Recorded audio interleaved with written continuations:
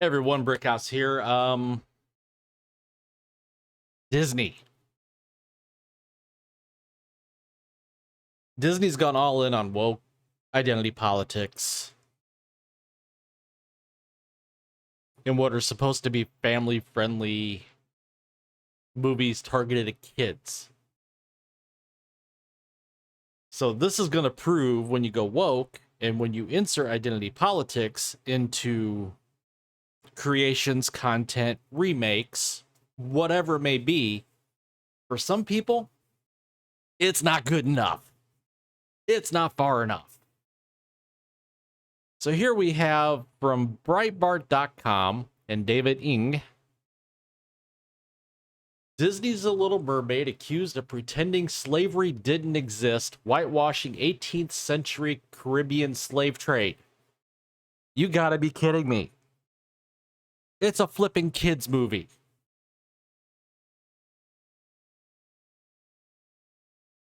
It's not enough that we race swap the main character, who is a white redheaded girl.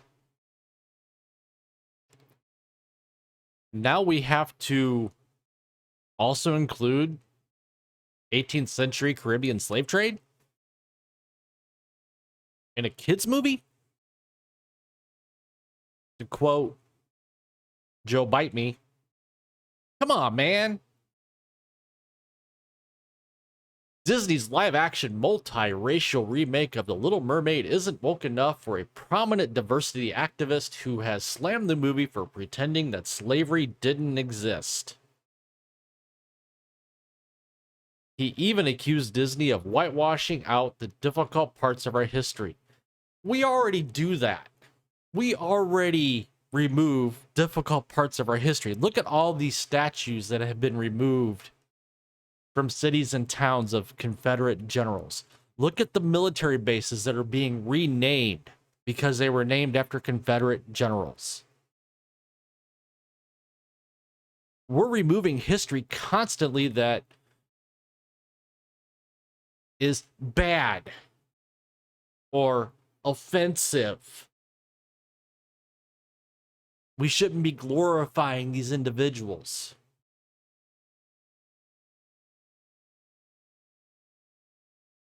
There's a saying,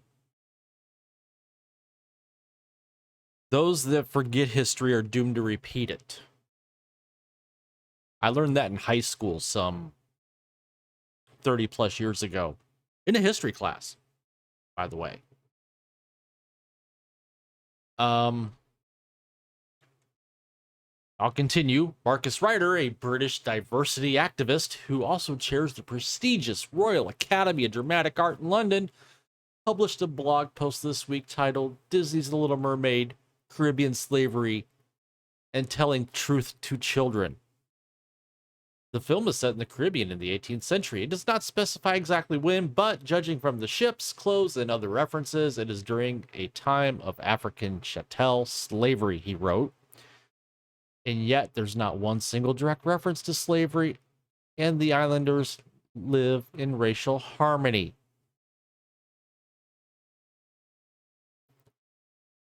If you want to read even more, I cover many of these issues in my blog piece, Disney's The Little Mermaid, Caribbean Slavery, and Telling the Truth to Children. Marcus Ryder, MBE. Ryder, who saw the movie with his 6-year-old son, said Disney has done a disservice to children. The total erasure and rewriting of one of the most painful and important parts of African diasporic history is borderline dangerous, especially when it is consumed unquestioningly by children, he wrote. I do not want my child to think the Caribbean in the 18th century was a time of racial harmony any more than I suspect a Jewish father wants his child to think 1940 Germany was a time of religious tolerance, however much we might both wish they were. Apples and oranges. All I'm going to say. Apples and oranges.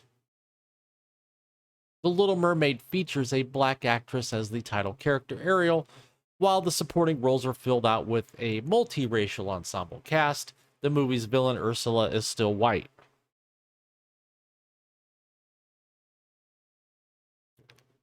Ariel was a ginger. Just saying. As Breitbart News reported, Melissa McCarthy recently revealed her character in The Little Mermaid has drag queen roots, saying she 100% drew inspiration from drag queens for her turn as the voice-stealing villain.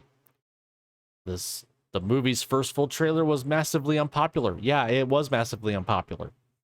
It got ratioed to death, garnering more than 1 million dislikes on YouTube less than a week after its unveiling during the Oscars in March.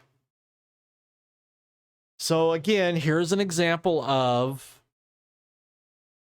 we have Disney creating a remake, a live action remake of an iconic movie from 1989.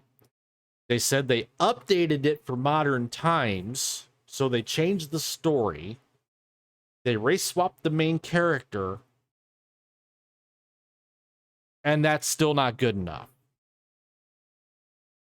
That we have to interject Caribbean slavery into the story. I gotta say, we are going off the rails. So, comment down below. Tell me what you think.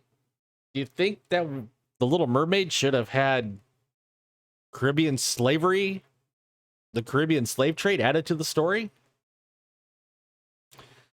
If you would, please take the time to smash the like button.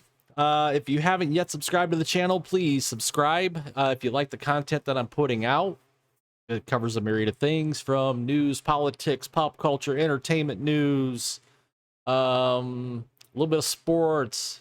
Going to get into a little bit of tech. Please smash that like button.